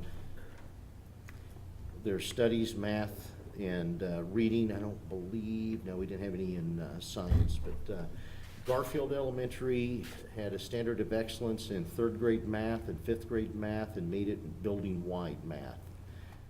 Lincoln Elementary, fifth grade reading, building-wide reading, third, fourth, and fifth grade math, and building-wide math. Ottawa Middle School, seventh grade reading, eighth grade reading, building-wide reading, and seventh grade math. Ottawa High School, 11th grade reading, building-wide reading, 11th grade math, and building-wide math. So again, I'm very pleased with that, and we'll continue to work on those things. Elaine Tatham, I did visit with her last week, and she has the, I guess, bad news of she's at work and can't come till the 22nd, but don't feel sorry for her because she's working in Hawaii. And she's gonna get back and will come to our board meeting on October 22nd. We discussed a little bit kind of what we wanted, but Elaine will sit down with us and just go through the process and kind of see where we want to be, what we're looking for, and then start that. The OFCED, or Franklin County Development Council, Brian, that is 6:30 on the 27th. Yep. And I have you down. Is anyone else going with you? And anyone else going to be able to attend? I am not going to be able to attend. I'm not. You, okay. I will get, thank you for representing us, and I already told him I couldn't be there, but, and then October 4th is the KASB USA Conference in Topeka. I have Marge, myself, Brian Krause, Brian Kane registered for full days, Brandon a half a day, and then David, do you know yet if? No, there's a conflict I'm trying to get around. Okay, well, let me know. You're not registered yet, but let Okay. me know. I will. And then travel arrangements, I will get a school vehicle. I need to check and see when the superintendent meeting is. I think it's gonna be before this meeting. So if you wanna ride together, I mean, I'll get a key or give it to you the day before, cause I don't think you wanna go up an hour early. And then I'll drive up myself if the meeting is sometime during the day. It won't matter, and we'll all go together, but I'll communicate that with everybody. Okay. Candidate forum is October 16th, and that is at the middle school. I have it booked. And Dennis is the You have what? I have it booked. moderator. No, have it booked. I thought he said I have a book. That's what I thought he said. He will. I do I will have a book. I have lots of questions. If you have questions that you would like to be asked, email me those, and I'll turn them in to the committee, and they screen them, and then Dennis will. Screen 'em. Dennis will ask him, but if you have something specific He's you worried want, about us. send them to me, and I'll make sure they get submitted. We screen them for derogatory language and appropriate context, dangling participles. That's right. You add them if Comma necessary. here and there. Did everyone receive their invitation to the city's legislative dinner? Every year they host that? Yeah. And, it's in November, held Tuesday, November 27th, and 5:30 in Neosho County, at Neosho County here. You have plenty of time, but let me know, or you can RSVP directly to the city if you'd like, but just let me know who is planning on attending that. And it's been very good. It won't be near as big with just the few candidates or a few areas that represent Ottawa now, but it's usually a good event. Okay. All right, is that all That's it. for that item? Okay. Yeah, let's do. Can we take 5 before we move on? Huh? I drank too much tea. Can we take? Okay, yes. We can take 5-minute break, yes. It'll make it shorter then for Mhm. when we go into executive session, so. All right. 5-minute break. Yeah, I know.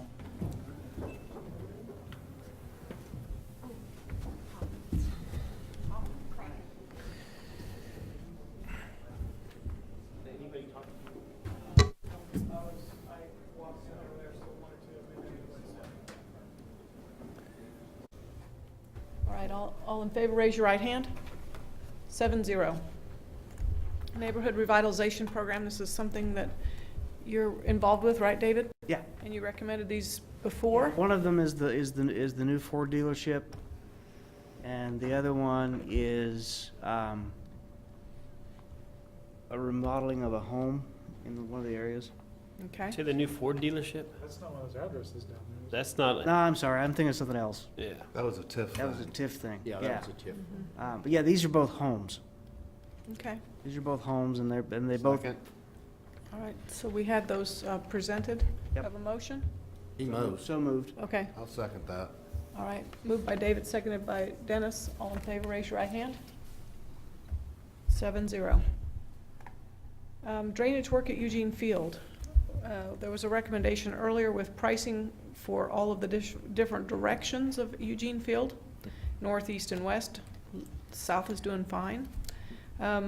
Do I have any motions? I want to recommend, though, that we do the east and north elevations now, Okay, and not the west until we decide what we're going to do with the parking lot and all of those things. I don't want to spend the money to Do it do twice. that and then end up having to do it again. Yep. So, okay. I would so move then. yeah. Second? Moved by Bill, seconded by Dennis. Any further discussion? All right, all in favor, raise your right hand. 1, 2, 3, 7-0. Moving on to item number 6, executive session for negotiations. All right, you negotiators, what you got? Why don't we do 5 minutes? Yeah. Okay, 10 minutes? Do it to 9:10. So we would be, the motion is then to You want me go read into the motion? executive session. You want me to read the motion? Yep. Come back 9:10, yeah. I move that we go to the board go into executive session for the purpose of discussing matters relating to employee or employee negotiations, whether or not in consultation with a representative or representatives of the body. And that the board return to open meeting at 9:10 o'clock in this room. Executive session is required to protect the district's right to confidentiality of the negotiating position and the public interest, and include Dr. Cross and Mr. Cat. Second. All right, all in favor, raise your right hand. 7-0. Madam President, I move that we go back into open session. Second. Okay, we've got a motion and a second. All in favor, raise your right hand. It's up. Just can't see it. All right, so we have, excuse me, a report from negotiations, Yep. please. Absolutely. Well, as you're all aware by now, we started with 25 items on our list, which we all went when they did that. A couple of things we dealt with, we postponed until we know more from the state with regards to the mandated teacher evaluation pieces. So we set those aside, waiting for that information. So that took some things off our list. The board addressed a couple of items up front. We dealt with adopting a policy for class size, which was one of their items. And student discipline, we adopted the CHANCE program and the pieces to that. So those were able to take off our table. We did come to some tentative agreement on some things. We at the secondary level, agreed to a minimum 50 minutes planning time for secondary teachers, which is both middle school and high school. We agreed to a system whereby teachers who've been in the district at least 5 years could exchange 2 sick days for 1 additional personal day. We also looked at and came to an agreement on a progressive discipline policy that encompasses misconduct as well as how patron complaints are handled, so that there's a systematic effect for dealing with those issues, so that all parties know how it's going to be handled and it's consistent. In terms of other items, we came up with an agreement, or a tentative agreement, although this was fairly contentious, on a professional expectation that teachers are available for meetings with parents. Staff meetings and elementary teachers should be performances by their classes when they're outside of the contract duty day. That every effort would be made that all meetings and things like that would happen within this duty day, but due to the way things are today, there are going to be times when we need to meet with parents outside of the contract duty day. And there's a professional expectation that teachers do that. There is no, we had originally started with a time limit in terms of hours, but we just came to the agreement that we have a professional expectation that you do these things. We looked at the possibility in terms of salary of raising the extra duty pay from $10 an hour to $12.50. And the way we accomplished that was with a percentage of the base salary, so the indexes with the change in the base salary. We also made an offer of an increase on the base salary, and the average increase per teacher was going to be about 4.67% increase on their individual pay. Trying to see if I left anything out. The things that we were being held up on were discussions around the ability to transfer assignment for teachers. The board's position being that we felt like we should have the ability to transfer as needed within the district to accomplish needs of the district. The teachers' contention is they wanted that policy to go more on seniority, and that if you're a more senior teacher, you have the right to say no to a transfer, which is currently in the contract. What is currently in the contract? Currently in the contract is they have the ability to say no if they're a senior enough teacher. I just want that clarified. Yeah. Okay. And that's generally where we're at. We're down to that one issue, in our opinion. The transfer. The transfer piece. We feel like we had some common ground in the other areas and have generally reached tentative agreements on multiple issues, and agreement on the issues that we wanted to set back for another time because of needing more information from the state. We were in mediation today, right up until board time. The ball had been dropped back in their court. We had to come to this meeting, and we don't know where they stand right now. So they're either going to take it to a vote, or we're going to be at impasse. We don't know. Margin and, well, any of you guys that have been on this board a long time, how many transfers have we made of staff in, say, the last 6, 8 years? Voluntary? Involuntary Or involuntary? No. One, I think, since I've been here. Involuntary? Involuntary. One. Yeah, one or two. But I Their think- bone of contention is not with the voluntary transfer, it's with the involuntary. That's what I'm talking about, involuntary transfer. Yeah. But I think it's only been one, March. Yeah. One, yeah, one. The counselor was, I think maybe, I'm thinking. That was voluntary. That was voluntary. But when we, what The did we? PE Oh, when thing. we started cutting positions, cutting PE positions and whatnot, we had Pat Bay come over here. Mhm. Yeah, that was the only one that, since I've been here. and he was more qualified because he was like, He had been in taught it teaching in this before. building actually in the past and things. Yeah, So, felt he had the skill set, and he That's did the- great. That's the only involuntary Did one really that's well. happened in the last 6 years anyways. Yeah. Okay. I don't remember anything before. Okay, So that's where we're at. We're waiting Okay. on them to tell us what the next step is. Are they taking us to impasse, or are they going to take it to their teachers for a vote? okay. Thank you very much. I think you about covered it all. Okay. All right. I know that's a busy committee, so thank you for doing that. Item number 7, we don't need an executive session for personnel, but under item 8, there is a personnel list provided. There is? I don't have one. I couldn't get it up. I don't think we have any. Nope. Okay. Okay. That's Can we a hire first. somebody real quick? That's a first, because we I- always I have thi- at I least know. one. That's why it's At on least there. one You just custodian. assume there'll be somebody. That's pretty cool. Okay. Item 8.02, approve salaries for administrative and classified salaried positions. Madam President, I propose that we approve a 4% increase for admin and classified salaries, and a 3% increase for the superintendent. Second. Okay. Are we gonna exclude the new hires on that, on the 4% increase, or does that include the new hires? The new hires, their salary was already set. Okay, So that does not include okay. Just wanna make sure that was clear. new Yeah. hires and changing a position, well, new hires. I mean, there's new position within the district, so. And I'm abstaining on Terry. Okay. One of the things that, If you want me to pull it out and leave, I can, or we can just abstain me from that part of the motion. okay. Why don't you pull it out let's go ahead and pull it out separately and let you abstain So you from will that. know. Yeah. Is she in this? And just to note, this 4% increase is less than the average teacher increase of 4.67. All right, further discussion minus Terry. All in favor, raise your right hand. Now let's do Terry's, let him step out. Mm-hmm. Did you vote? I didn't. All opposed? Okay, so 6-1, huh? Brian, or no, I mean, yeah, David. David? Brian moved and then David seconded.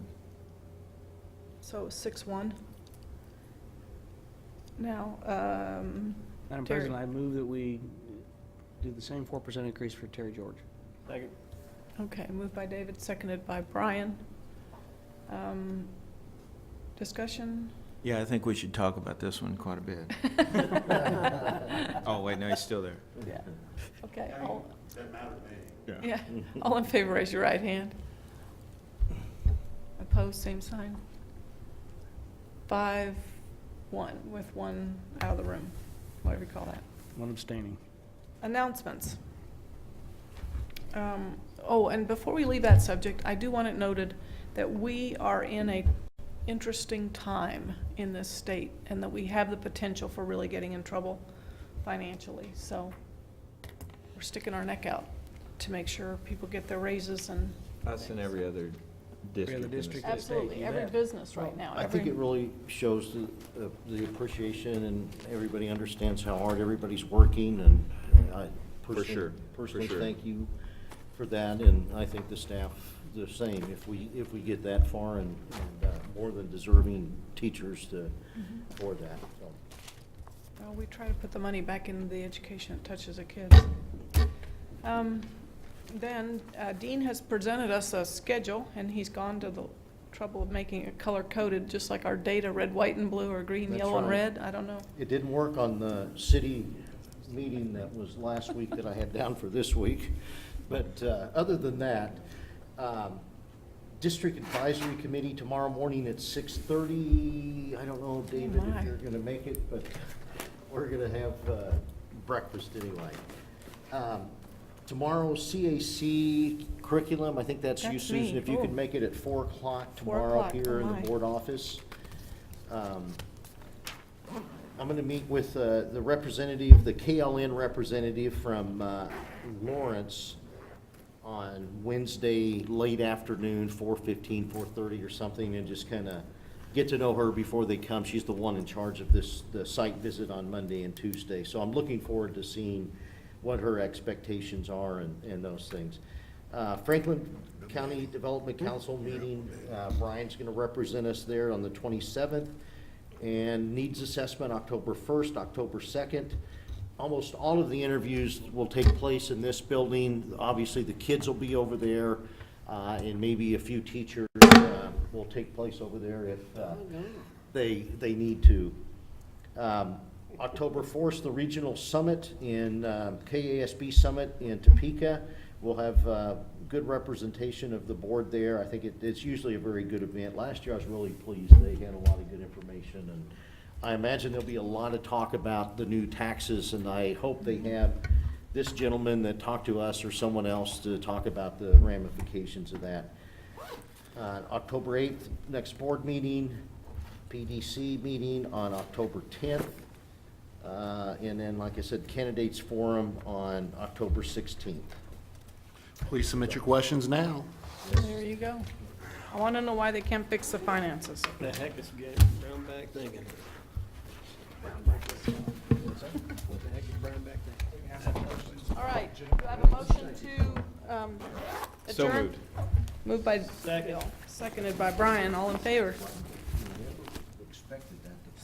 7-0. Who said that? This Oh, economist holy that my. I'm working on it, he says, I mean, he really thought that the Senate would do their part, which everyone thought, well, then the House pulled the tax bill. And it goes through and everybody's looking at each other like, well, let's make it work.